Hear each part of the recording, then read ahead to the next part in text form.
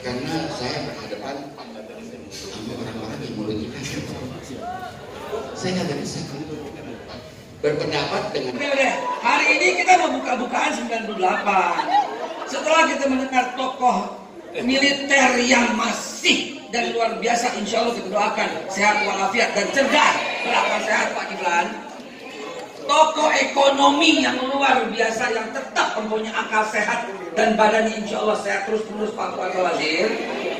Tokoh budaya kita yang tidak lekang di telan zaman Pak Ridwan Saidi, namun semuanya mesti ada dari sisi hukum. Karena itu kami tampilkan anggota tim gabungan pencari fakta Bapak Bambang Wijayanto Sarjana Mahkota.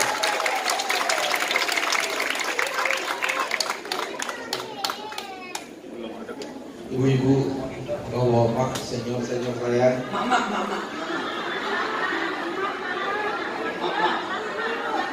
Mak yang saya cintai, insya Allah dimuliakan oleh Ilahi, yang insya Allah akan memenangkan bangsa ini, membangun peradaban negeri, mewujudkan Indonesia sejahtera dan berkeadilan. Amin ya Allah. Kalau ada informasi dari langit, jangan-jangan Mars sudah tergetar di sana. Kita mulai ya. Assalamualaikum warahmatullahi wabarakatuh. Saya mau mendudukkan diri sebagai rakyat yang pada saat 1998 ada dalam pusaran arus reformasi bangsa, awal reformasi. Ada hanya dua yang saya akan ceritakan. Dan ini memang persoalan dua.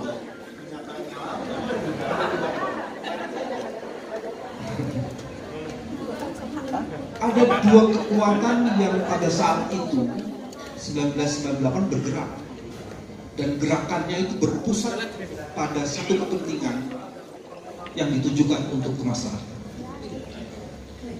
Mak-mak masih tahu, bukan hanya harga kebutuhan hidup yang pada saat itu turun, tapi juga harga susu pada saat itu turun.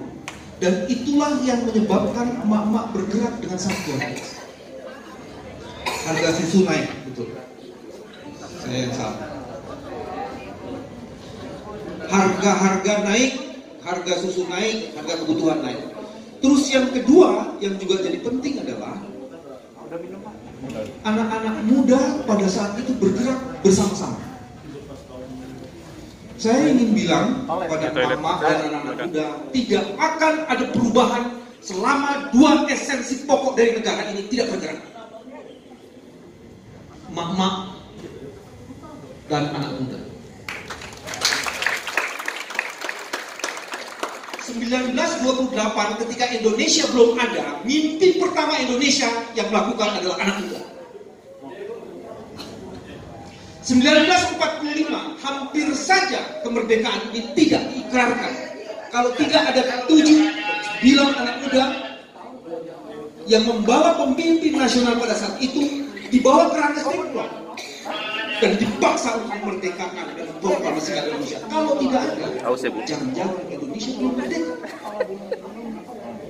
Tapi yang orang suka lupa adalah di 1945 ibu-ibu, emak-emak berperan dengan sangat dahsyat. Dia mengikhlaskan anak-anaknya, dia mengikhlaskan suaminya, dan dia mengikhlaskan generasi pada saat itu bertarung melawan penjajahan untuk memerdekakan Indonesia pada saat itu. Apa yang terjadi di 1998? Emak-emak pula yang turun membuat nasi bungkus, meletakkan nasi bungkus itu di mana-mana, dan itulah yang menggerakkan pada saat itu. Kalau tidak ada emak-emak, anak-anak muda itu kelaparan. Jadi saya mau bilang 1998, 1945 itu peran emak-emak dan anak muda bersatu. Jadi kalau membuat perubahan yang signifikan pada negeri ini, bersatulah hai emak-emak dan kalangan anak muda.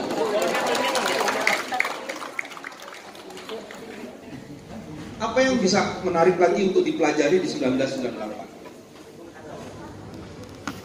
Saya melihat ada dua hal penting lagi yang coba kita lihat. Satu, ada dua perjumpaan krisis pada saat itu. Dari sisi ekonomi, Pak Fuad sudah menggunakan, yaitu ada krisis finansial. Tapi di dalam negeri dengan perspektif yang berbeda dengan Pak Kiflan, ada juga situasi di mana rasa kepercayaan terhadap kekuasaan, trust pada kekuasaan ada dalam titik yang paling nadir. Jadi bertemulah dua situasi yang itu menyebabkan terjadinya perubahan. Inilah yang disebut dengan pemicu perubahan. Jadi teman-teman, sekarang kita cek hari ini, apakah situasi ekonomi kita sedang bermasalah? Kalau situasi ekonomi bermasalah, seperti dalam pandangan teman-teman, maka kemudian ini bisa menjadi pemicu kan? Dia akan bersatu padu kalau kepercayaan terhadap kekuasaan juga semakin merosot dan menurun. Inilah dua sumbu penting yang menurut saya kok berhimpitan antara 98 dan 2019. Jadi bagian yang kedua ini adalah ada dua faktor utama yang bekerja begitu sistematik dan tersinergi. Ini juga yang menarik untuk diperhatikan. Apalagi yang menarik untuk diperhatikan? Dua hal yang lainnya. Kekuasaan ada dalam situasi faksionalisasi dan ada friksi. Kalau dengar dari Pak Kiflan tadi, ada pembusukan di sini. Orang percaya satu dan lainnya semakin turun kepercayaan. Jadi ada suatu situasi kritis. Jadi ketika kekuasaan mengalami proses pembusukan karena yang satu menari, yang satu menjadi tenggang, dan yang satu menjadi pendengar sementara menyuarakan yang lain, maka terjadilah situasi faksionalisasi di dalam kekuasaan. Nah, situasi faksionalisasi inilah yang menjadi penyebab lain bahwa kekuasaan itu tidak lagi bisa menjadi dipercaya. Ini yang juga menarik. Apa yang menarik lainnya di dalam proses 1998 itu? Ini kan ngobrolnya ngobrol santai dari tadi itu kayaknya kenceng banget kecuali Mbak Bim. Teman-teman, 98 ada krisis finansial. Tapi saya terkaget-kaget ketika mendengar informasi dari Pak Kiflan, sebenarnya ada putaran uang yang luar biasa sekali pada saat itu. Dan yang paling menarik, beberapa hari yang lalu PPATK mengatakan justru ada banyak uang-uang beredar yang sebagiannya bukan dari political exploitation, bukan. Jadi ada pemain-pemain baru. Lihat berita-berita di media, dan ini beritanya dirilis 19 Februari. Saya ingin mengatakan, jangan-jangan ini tanda-tanda lagi ada putaran uang yang bekerja dengan luar biasa. Karena seluruh proses ini bekerja dengan teknikal. Dan ada bohir-bohir yang bekerja dengan sistematik yang akan menggerakkan proses ini. Ingat, kekuatan untuk melakukan perubahan tidak tergantung oleh uang, tapi kekuatan itu karena mendapatkan rahmat dari Ilahi. Jadi uang tak akan bisa membeli idealisme.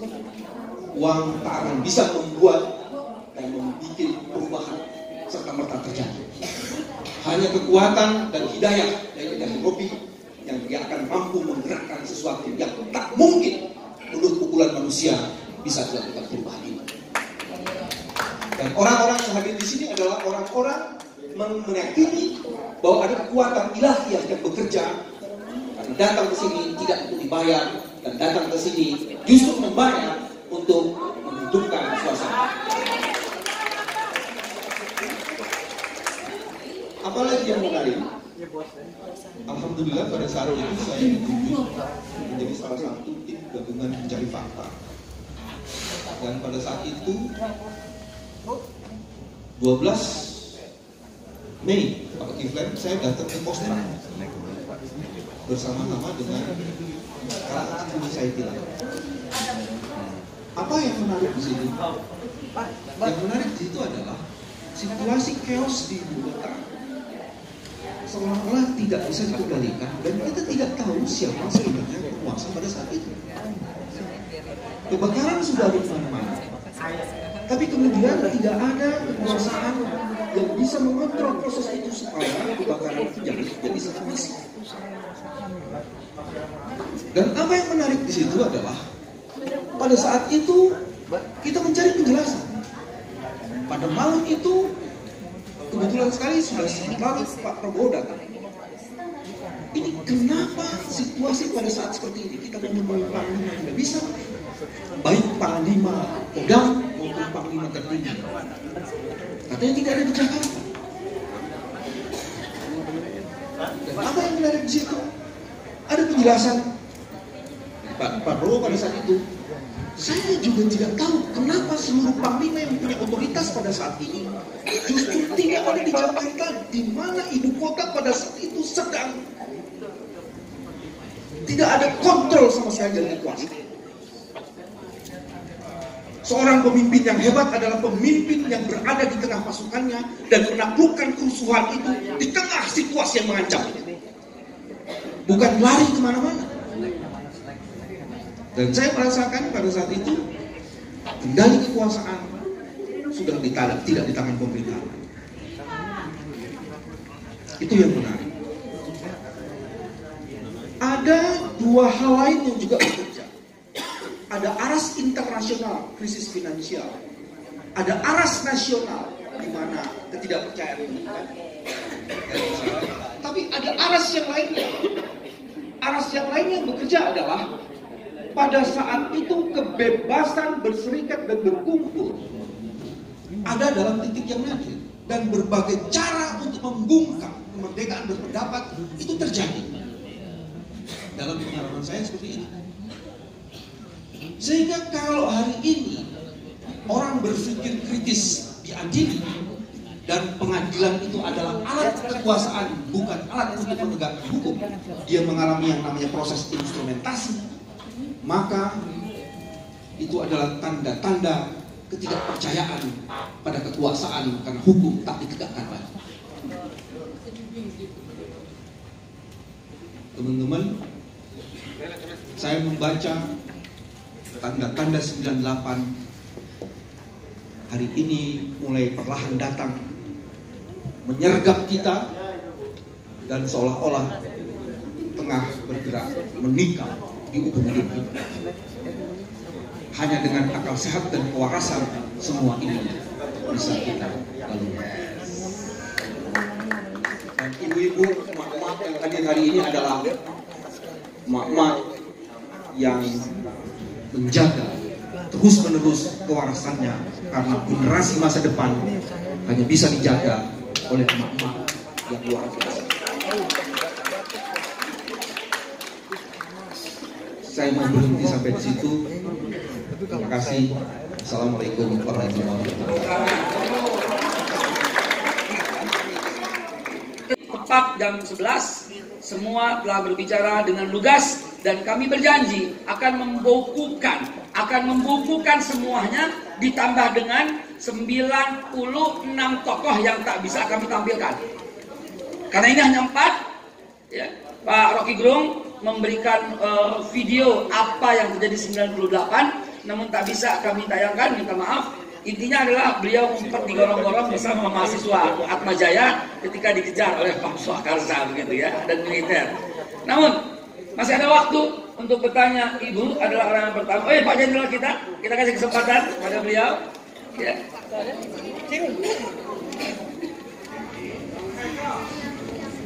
Anak mahasiswa, Anda dari 98. Mahasiswa UI yang confirm mana dia? Kita yang hormat Pak.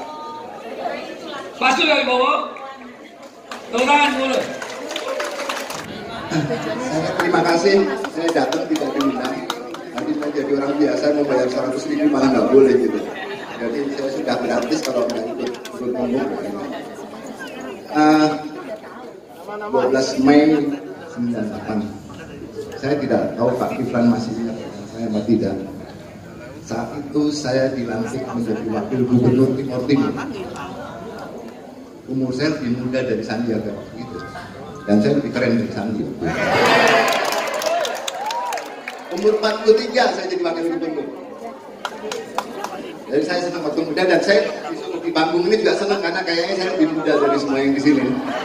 Meskipun tidak, saya dilantik siang, kemudian dengan istri saya ini, saya komplain karena Pak Kiflan kan tahu ya, selama 1-2 tahun saya tidak pernah kontak langsung dengan Pak Prabowo. Tahu saya zaman dulu kan waktu bukan pemilihan, saya ditunjuk langsung, diminta oleh orang Timur dan diperintahkan langsung oleh Pak Prabowo. Saya dibrief ininya sih begitu. Dengan itu Pak Prabowo kaget, dia mau datang di pelantikan saya di Kementerian Mendagri. Ternyata karena banyak situasi ya sempat. Hasil beliau mengundang saya selesai itu untuk makan siang di Makostra. Ya, di sana ada Pangdam Jaya, ada Kabais, waktu itu Pak Zeki Anwar Makarim. Kemudian ada beberapa orang. Waktu itu Pak Kiflan masih di luar, saya di dalam makan siang. Sebenarnya nggak siang, udah sore. Waktu di HT kita 4 mahasiswa Trisakti tertembak 4-6. Dia tidak tahu, itu tidak jelas gitu ya. Suaranya kurang keras ya? Maaf karena saya diikuti oleh Intel tadi. Jadi ini serius, saya diikuti setiap hari 4 orang, jadi 2. Ada Intel, ikutin Intel. Kenapa? Jadi ceritanya setelah itu begitu dapat laporan dari HT, Iya. ada yang datang ya. Kalian tahu nggak dengan satu orang Arif Rahman Bung Karno jatuh.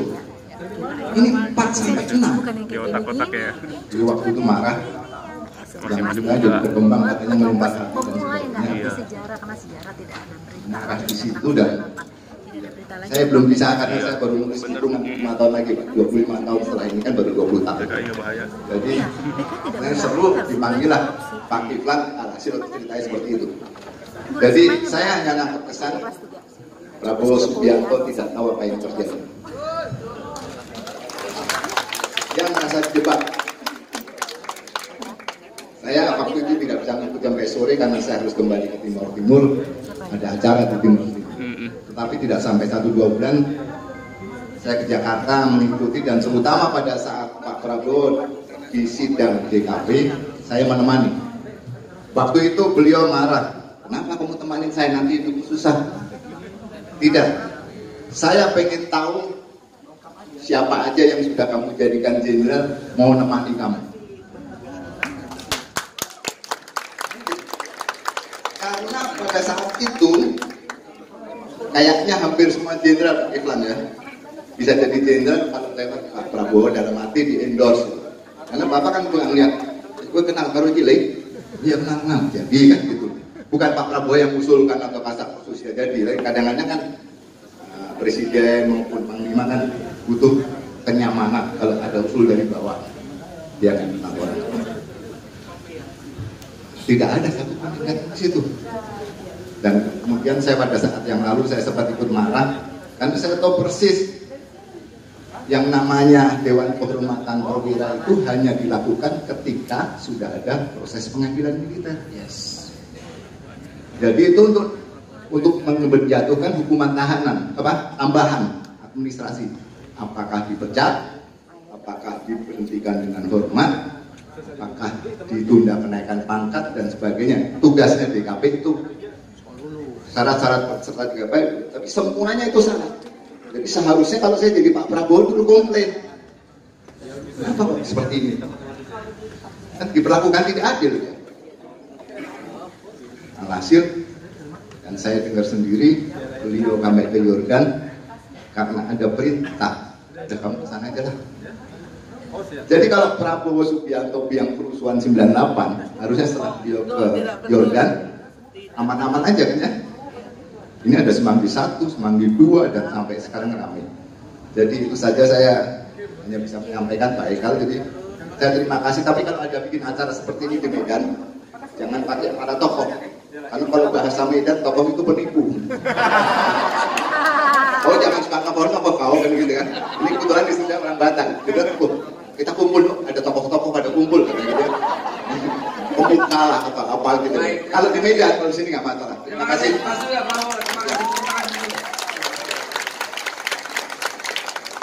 Kiranya saya harus mempersilahkan lebih dulu seorang mahasiswa Trisakti 98 ya, dan tolong tidak lebih daripada 3 menit supaya saya adil Pak, karena ada banyak yang mau berbicara dan ada yang mau bertanya, dan apabila mau ditanyakan sesuatu silahkan tunjukkan kepada siapa pertanyaannya. Saya persilakan ke depan supaya teman-teman bisa melihat wajah Anda pelaku 98.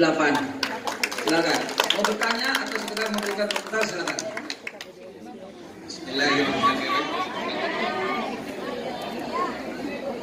Langsung silakan langsung. Bismillahirrahmanirrahim. Assalamualaikum warahmatullahi wabarakatuh. Nama. Ya, perkenalkan saya Dr. Gigi Mariko Herlianto. Saya alumni Trisakti. Saya angkatan 97 dari Trisakti. Jadi, Dr. Gigi Mariko Herlianto. Kebetulan saya dipercaya sebagai calon Gerindra di DPRD Provinsi Jawa Barat. Apa yang terjadi atau mau konfirmasi? Jadi saya hanya konfirmasi karena saya orang yang di lapangan langsung. Peristiwa penembakan Trisakti yang menembak teman-teman saya. 4 orang meninggal, 20 luka parah. Yang menembak nanti bisa diproses di pengadilan. Jadi mahasiswa bergerak 98 itu memperjuangkan anti KKN, kolusi, korupsi dan nepotisme. Jadi yang tidak ada unsur suksesi di sini, memperjuangkan penghapusan atau anti kolusi, korupsi dan nepotisme. Saat itu terjadi, seluruh demo mahasiswa turun di Jakarta, dan juga mahasiswa yang perlu dipertanyakan di sini karena saya yang langsung di tempat itu, kenapa Pak Wiranto membentuk kamera yang dihadapkan dengan demo mahasiswa? Itu tolong diusut. Kamera berhadapan dengan mahasiswa sehingga bentrokan di mana-mana di DKI Jakarta, sehingga banyak korban yang timbul dari pihak kamera maupun mahasiswa. Kamera itu namanya Pak, keamanan rakyat. Itu tolong diusut. Kenapa terjadi bentrokan mahasiswa dengan pihak kanan? Karena ini ada benturan antara kamera dengan mahasiswa sehingga korban banyak berjatuhan, sehingga mahasiswa tambah naik. Untuk apa? Untuk bersatu, untuk berjuang. Girohnya, semangatnya. Terusnya itu ada usut pembentukan kamera. Terus yang kedua, saat kejadian setelah penembakan itu tanggal 13 Mei dan 14 Mei itu kerusuhan di mana-mana, dan saya melihat langsung massa dari luar Jakarta di drop oleh truk-truk di situ untuk melakukan kerusuhan. Saya mahasiswa yang di situ berusaha menyetop aksi kerusuhan yang lebih besar di Grogol. Bahkan saya turun di lapangan, Pak, jangan bakar ruko ini, Pak, jangan bakar kantor ini. Saya turun langsung. Jadi mahasiswa tidak ada niat melakukan kerusuhan itu direkayasa. Ada yang mendrop bertruk-truk di lokasi-lokasi kerusuhan yang akan terjadi. Itu tolong diusut. Saya juga mengalami itu. Ya, jadi mahasiswa di sini murni. Mahasiswa di sini murni untuk memperjuangkan negara Indonesia untuk bersih dari korupsi. Itulah perjuangan mahasiswa. Mahasiswa adalah peduli terhadap negara ini. Kita hapuskan korupsi negara ini. Kita butuh perubahan di negara ini. Itu saya pribadi. Mudah-mudahan dengan semangat reformasi di sini hadir, kita perbaiki kondisi negara ini lebih bersih. Kita sejenak tangan rakyat, jangan ada tikus got koruptor. yang makan uang-uang APBD dan APBN. Terima kasih dari saya. Salam reformasi. Kita akan berjuang sampai titik darah penghabisan. Wassalamualaikum warahmatullahi wabarakatuh. Allahu Akbar. Terima kasih, Dokter Mariko. Ya, bukan bertanya lebih detail, tapi beliau mengkonfirmasi keadaan dan mempertanyakan hal itu. Kiranya sudah terjawab lengkap dengan apa yang disampaikan oleh Pak Kiflan. Ya, bahwa Pam Swakarsa apa, Kamra itu apa, sudah terjawab dengan lengkap. Dan nanti, kan ini kan awalan. Ya, awalan. Saat 2 minggu dari sekarang, kiranya semua yang dibicarakan telah menjadi tertulis, sekaligus ditambah lagi dengan wawancara-wawancara lanjutan. Dan jadi buku itu 100, bukan 100 tokoh ya Pak ya, 100 apa Pak? Usulan Bapak? 100 pemuka bicara soal 98, begitu kurang lebih. Ada yang tunjuk tangan dari perwakilan emak-emak, saya persilahkan.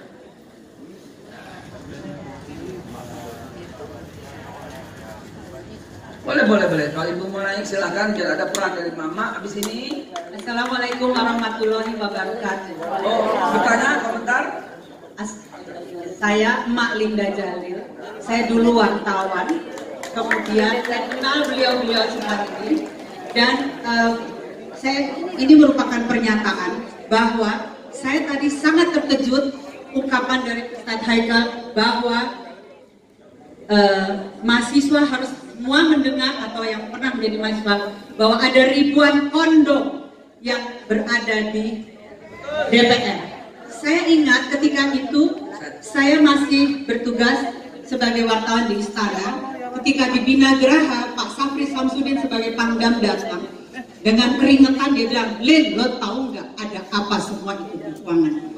Ada kondom, Lin, ratusan bahkan ribuan." Tangan seluruh. Dan berita itu tidak pernah terungkap kecuali hari ini saya mendengar dari Pak Ustadz Haikal. Dan saya mengkonfirmasikan bahwa itu berdasarkan keterangan Mas Safri adalah benar. Dan dia juga mengatakan, saya tidak mengerti, barangkali mereka juga, ini tanpa mengurangi rasa hormat saya ya, kepada para mahasiswa ketika itu. Mereka mengatakan berjuang kepada orang tuanya, tetapi mereka di dalam ruangan DPR juga melakukan hal-hal yang tidak sebagaimana mestinya. Itu saja. Dan jangan lupa, saya juga mahasiswa UI dulu angkatan 1977, bayangkan. Dan saya sekarang sudah menjadi nenek dari 1 cucu. Assalamualaikum warahmatullahi wabarakatuh. Tepuk tangan pada Bu Linda Jalil. Teman-teman sekalian, itu sebabnya saya katakan kita buka-bukaan 98. Ada apa? Karena itu saya akan minta Bu Linda sebagai salah satu kontributor dari 100 pemuka yang berbicara soal 98. Kalau kita tidak adakan hari ini, kapan lagi kita mesti adakan? Apakah ada jaminan tahun depan kita tidak bisa bicara seperti ini lagi, saudara? Nah, hasilnya, outputnya, kita akan terbitkan buku. Buku itu akan beredar dari Sabang sampai Maluku, dari Aceh sampai Papua, agar semua mahasiswa tahu dengan jelas bahwa kau adalah korban dari tokoh-tokoh militer yang ingin ambil alih negara, dan kau juga korban atas tokoh-tokoh ekonomi yang tidak mau zona kenyamanannya terganggu. Dari belakang, tokoh. Coklat. Tapi bukan Kostrat dong. Ya, kenapa dituduh pada Prabowo? Ya, kenapa dituduh kepada Kostrat? Saya berada di Kostrat dan tidak ada pasukan Kostrat berada di sana pada waktu itu, karena yang untuk mengamankan demonstrasi pertama itu adalah di depan adalah yang coklat, bukan pasukan kita, bukan pasukan Angkatan Darat. Karena ABRI dulu kan unsurnya Angkatan Darat, Laut, Udara, dan Polisi. Yang di depan untuk menghadapi kegoncangan sosial, kerusuhan itu adalah polisi. Jadi jangan kita dituduh dan masuk pengadilan militer. Waktu itu polisi juga masuk pengadilan militer, adalah polisi yang ikut menembak itu. Jadi udahlah, bersih Prabowo kejadian itu. Kejadian yang adanya orang Australia yang kelihatan oleh mahasiswa bahwa itu bisa saja terjadi karena orang-orang di dunia ini tidak ingin Indonesia itu menjadi stabil. Kalau ada kegoncangan di Indonesia, mereka bisa mengendalikan Indonesia dan bisa mereka hidup di Indonesia mengendalikan masalah sumber daya, apakah dari Cina, apakah dari Amerika, apa di mana-mana pun intelijen mereka yang pada kedutaan besar ikut bermain. Jadi dalam hal ini bisa saja terjadi, apakah intelijen melihat atau tidak, ada itu peranggapan. Tapi kerusuhan 98 desain dari luar terhadap kita dengan kehancuran Pak Harto, maka Indonesia akan hancur. Waktu itu Pak Harto akan menyerahkan kekuasaan pada tahun 2000 berbicara kepada Prabowo dan kepada kita yang grup perwira yang masa itu menghadapi grupnya Beni Murdani, Lus Panjaitan CS. Jadi kita diberitahu saya akan mundur tahun 2000. Diserahkan kekuasaan pada Bibi ketika ekonomi kita stabil, keamanan stabil, diserahkan kepada Bibi, beliau mundur. Bukan mundur dipaksakan, karena itu grup yang tidak senang kalau nanti negara ini dipimpin Habibie, dipimpin Ichmi kata mereka, maka ini kan jadi negara Islam kata mereka. Tapi Pak Harto sudah bisa mengendalikan. Pak Harto akan mandito. Mandito itu adalah sebagai penasihat saja. Dan dialah akan mengendalikan sebagai Godfather Indonesia, dan tidak mungkin akan menjadikan negara Islam. Itulah yang keinginan Pak Harto. Maka diduluilah dengan rapat di satu rumah di Selipi, yaitu dekat lapangan golf.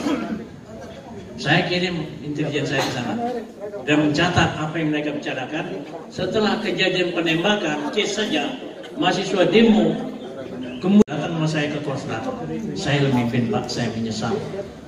Masukan dari Jawa Tengah, masukan yang dari Banten, ya grup-grup dari anak-anak bekas komunis dan pendukung-pendukung yang tidak senang dengan Pak Harto. Itulah yang kejadiannya. Tepuk tangan dulu teman-teman sekalian. Inilah akhir dari seluruh rangkaian acara kita. Saya sebagai moderator mengucapkan terima kasih yang sebesar-besarnya. Dari tokoh emak-emak tak berbicara, dari tokoh mahasiswa tak berbicara. Pada waktu itu yang diajak bicara, dan melalui statementnya kita dengar bahwa salah satu penyesalan Pak MH adalah ikut turut pada waktu 98. Akhirnya mereka semua menyadari bahwa 98 adalah murni by design. Tepuk tangan dulu untuk Anda sekalian semua. It's the motherfucking